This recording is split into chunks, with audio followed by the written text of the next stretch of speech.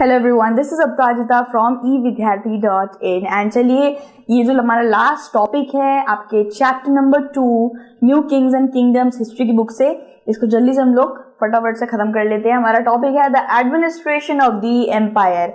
तो अभी तब से हम लोग बात कर रहे हैं चोला एम्पायर की, तो उसी के एडमिनिस्ट्रेशन या व्यवस्था इन सब की बात करते हैं हम लोग। ठीक है, एडमिनिस्ट्रेशन आप जानते ही हैं, व्यवस्था कैसे करके रूलर्स अपनी व्यवस्था रखते थे, कैसे करके वो मेंटेन करते थे अपने रीजन को। ठीक है, तो settlements of peasants known as ur, तो इनको क्या बोला जाता है? सेटलमेंट्स।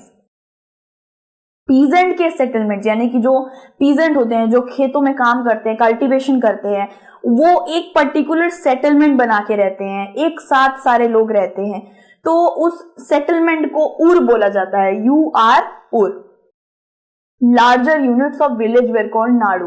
बड़े बड़े विलेजेस के बड़े बड़े लार्ज यूनिट, यानी कि एक विलेज में एक विलेज और ऐड होके वो बड़ा सा एक विलेज बना लेता है, तो उसको नाडू कह देते हैं। ठीक है, लार्जर विलेज यूनिट्स को नाडू बोला जाता था। ठीक है, सो ये आपको याद रखना है, ये 1 मार्क कैरी करके क्वेश्चन आ सकता है। ठीक है, so both perform several administration functions. तो ये जो दोनों ही है, पीजेंट्स की सेटलमेंट ले लीजिए, villages, larger unit of villages, इन दोनों के ही पास एक व्यवस्था चलती थी, यानी कि ये बहुत व्यवस्था से चला करते थे।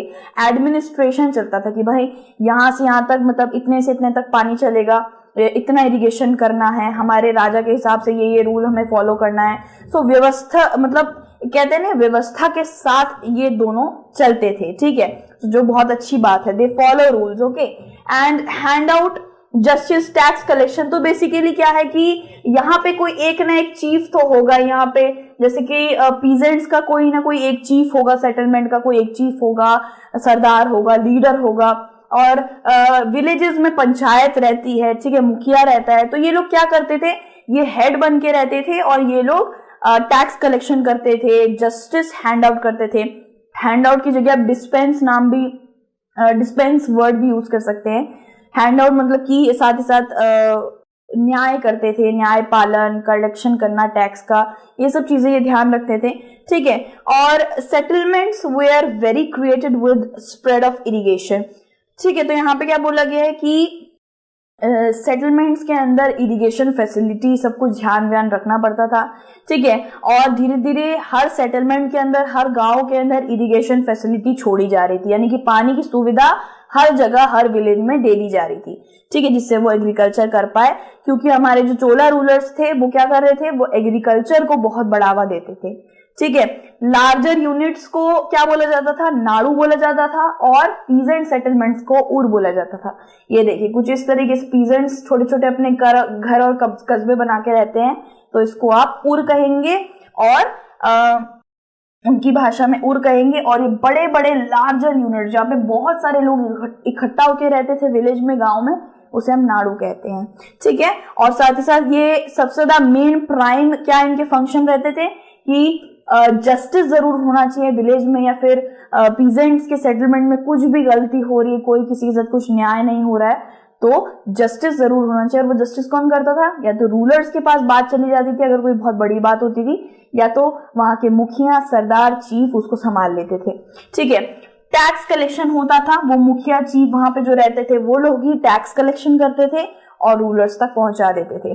ठीक है, Brahmana settlements were created in Kaveri valley and south India parts as they receive large land grants. तो अभी तक हमने क्या किया, हमने पीजेंट के सेटलमेंट के बारे में पढ़ लिया, और साथ ही साथ लार्जर यूनिट्स विलेज के जो, जिनको नाडू बोला जाता है, उनके बारे में भी पढ़ लिया। दोनों के ही सेम फंक्शन है, जस्टिस हैंड आउट करना, टैक्स कलेक्शन करना, एग्रीकल्चर करना, इरिगेशन फैसिलिटीज को लेना। तो ये सब चीजें दोनों की सेम थी। अब हम क्या किसके बारे में पढ़ेंगे? ब्राह्मणास की सेटलमेंट्स के बारे में पढ़ेंगे। जी हाँ, ब्राह्मण्स भी एक पर्टिकुलर सेटलमेंट बना के रहते थे, वो किसी के साथ भी जाकर नहीं रह लेते थे, एक पर्टिकुलर उनका कस्बा होता था रहने का, सारे ब्राह्मण्स एक साथ जाके रहा करते थे अपनी फैमिली के साथ। ठीक है, और कहां पे रहा करते थे? कावेरी वैली में रहा करते थे। ठीक है, साउथ इंडिया में पार्ट है, वहां रहा करते थे। और ये जो इनके पास जो जमीनें आती थी वो इनको लैंड ग्रांट्स, मैंने आपको पहले ही बताया था, इस चैप्टर में भी पढ़ा था हमने कि बड़े बड़े रूलर्स लैंड ग्रांट्स दे दिया करते थे ब्राह्मणास को। उस वक्त पे पैसे वैसे काम नहीं करते थे ज्यादा, तो लैंड ग्रांट्स दे दिया, खुश होके कुछ दे दिया, तो वैसे दे दिया करते थे। और वो लोग यहाँ पे कावेरी वैली में उन्हीं लैंड से सेटलमेंट कर रहे थे, ठीक है। और इस लैंड ग्रांट को ब्रह्मदेया भी कहा जाता है। और क्या है, there was an assembly of Brahmin land holders who make decision where inscriptions were recorded in walls and temples. तो क्या होता था, ये लोग ब्राह्मणस जितने भी लैंड होल्डर होते थे, ऐसा नहीं कि सारे ब्राह्मण्स को लैंड मिलेगा, बहुत कम ब्राह्मण होते थे जिनको लैंड ग्रांट दी जाती थी। तो जो लैंड ग्रांट जिनके पास होता था वो थोड़े पावरफुल होते थे नॉर्मल ब्राह्मण से। तो वो क्या करते थे, वो डिसीजंस लिया करते थे, उनके पास पावर थी डिसीजंस लेने की। वो बाकी ब्राह्मण को बोला करते थे कि कहाँ पे क्या क्या इंस्क्रिप्शन बनाने हैं, कहाँ पे किस टेम्पल पे क्या लिखना है, किस वॉल पे क्या लिखना है, कौन सा ब्राह्मण कहाँ पे टेम्पल में पूजा करेगा। और आप जानते हैं कि ब्राह्मणास का एक बहुत मुख्य रोल रहता था प्रशस्ति बनाने का, ठीक है। सो ब्राह्मणास ये सब करा करते थे, वॉल्स पे लिखा करते थे, टेम्पल्स में कार्विंग करते थे। संस्कृत भाषा इनको बहुत अच्छी आती थी, संस्कृत में लिखा करते थे, ठीक है, और प्रशस्ति बनाया करते थे। Administration functions were performed by traders Nagarams. तो यहाँ पे ब्राह्मण्स के लैंड में, ब्राह्मण्स के सेटलमेंट में जो एडमिनिस्ट्रेशन व्यवस्था का काम जो होता था वो ट्रेडर्स करते थे। ट्रेडर्स को क्या बोला गया है यहाँ पे, नागाराम्स बोला गया है, ठीक है, नागाराम्स। अब यहाँ पे देखते हैं, sabha had separate committees to look after irrigation work, gardens, temples etcetera. Sabha, यहाँ पे सभा किसको बोला जा रहा है, देखिए हर ब्राह्मण, बहुत सारे ब्राह्मण्स का अलग अलग सेटलमेंट्स होते थे। जैसे इनकी कावेरी वैली में है, तो किसी की तिरुचिपल्ली में है, तो किसी की उरायूर में है, हर जगह अलग अलग सेटलमेंट्स होती थी, राइट। तो सब अपने अपनी सेटलमेंट्स में देखा करते थे, अपने अपने सेटलमेंट में उनका एक एक मुखिया रहता था और वो सब कुछ देखा करता था, ठीक है। तो जैसे कि यहाँ पे देखिए सबकी एक एक कमेटी होती थी, सबकी एक अलग अलग कमेटी होती थी, और वो अपना इरिगेशन वर्क अपना खुद से देखते थे, गार्डन अपना देखते थे, मंदिर सबके अपने अपने थे, ठीक है, सब अपने अपने जगह पे है। जैसे कि एक एग्जांपल देती हूँ मैं, दिल्ली है, दिल्ली ले लीजिए और आप ले लीजिए पंजाब। तो दिल्ली में जो भी हो रहा है, दिल्ली में पानी नहीं है, भूखमरी है, या बहुत ज्यादा अवार्ड मिल रहे हैं, सब कुछ वो सब एक इंसान देखेगा, वो एक मुखिया देखेगा, चीफ मिनिस्टर देखेगा।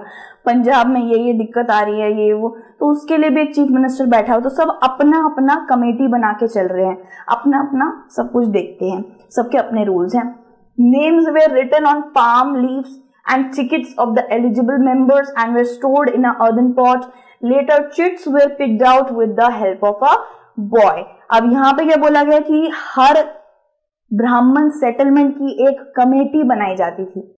उस कमेटी के अंदर जो एलिजिबल मेंबर होता था, उस एलिजिबल मेंबर का एक टिकट पे नाम लिखा जाता था। उन सारे एलिजिबल मेंबर्स का टिकट पे नाम लिखने के बाद उसे एक बड़े से मटके में डाल दिया करते थे मिट्टी के, और फिर एक छोटे बच्चे को बोला जाता था कि तुम इसको ढंग से शेक करके एक पर्ची उठा लो। तो जिसकी पर्ची उठाते थे वो मेंबर कमेटी में शामिल हो सकता था। तो ये उनका एक तरीके से चुनने का, मेंबर चुनने का एक प्रोसीजर होता था वहां पे, ठीक है। It was done for every single committee. तो ये हर कमेटी यही करा करती थी, यही प्रोसीजर फॉलो करा करती थी। क्या करते थे, पाम लीव्स और टिकट्स पे नाम लिख दिया जाता था एलिजिबल ब्राह्मण्स का, और फिर एक बोल में डाल दिया जाता था कुछ इस तरीके के, जैसे अर्दन पॉट, उसमें डाल के एक छोटे से बच्चे से बोला जाता था कि उसे पिक कर लो, और फिर वो मेंबर कमेटी में शामिल हो जाता था, ठीक है। सो इसमें हमने क्या पढ़ा, इसमें हमने पढ़ लिया ब्राह्मणास के बारे में, वो कैसे करके इंस्क्रिप्शन, डिसीजन विजन सब कुछ पढ़ लिया, ब्राह्मणास का क्या क्या रोल रहता था, और जस्टिस हैंड आउट करना, टैक्स कलेक्शन, ये सब एक पर्टिकुलर सेटलमेंट्स करते थे। सब लोग ये एडमिनिस्ट्रेटिव फंक्शन को फॉलो करते थे। सो हमने क्या कर लिया, एडमिनिस्ट्रेशन ऑफ द एम्पायर, ये हमारा लास्ट टॉपिक था इस चैप्टर का। सो आई होप ये चैप्टर आपको समझ में आया होगा एंड बहुत मज़ा भी आया होगा, ठीक है, क्योंकि ये चैप्टर काफ़ी ज़्यादा मज़ेदार था। एंड अगर आपको किसी भी तरीके की स्टडी रिलेटेड हेल्प चाहिए, go to evidyarthi.in, आपकी खुद खिदमत में बिल्कुल हाजिर है। एंड फिर से मिलने वाले विद अनदर चैप्टर और क्वेश्चन आंसर। तब तक के लिए अपना ध्यान रखिएगा, टेक केयर।